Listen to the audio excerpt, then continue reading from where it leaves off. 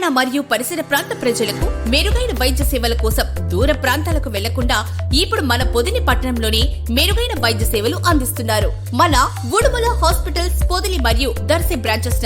విద్యార్థుల్లో దాగి ఉన్న ప్రతిభను వెలికితీస్తూ పొదిలిలో జన విజ్ఞాన వేదిక ఆధ్వర్యంలో మండల స్థాయి వక్తృత్వ పోటీలను ఉత్సాహంగా సాగాయి.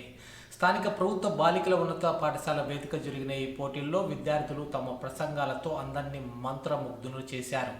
ప్లాస్టిక్ కాలుష్యం, దేశ నాయకులు, శాస్త్రీయ దృక్పథం వంటి సామాజిక అంశాలపై విద్యార్థులు ఎంతో ప్రభావవంతంగా మాట్లాడారు.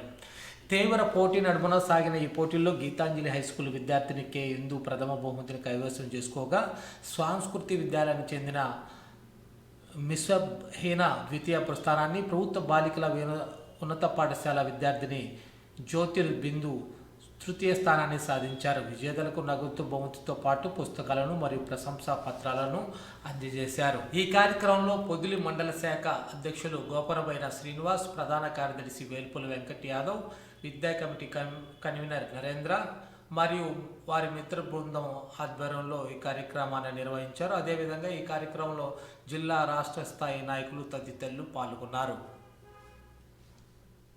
గుర్తులు అంబేద్కర్ ప్రిన్సిపల్ మేడం చెప్పింది, ఇట్లా ప్రతిదీ స్కూల్లో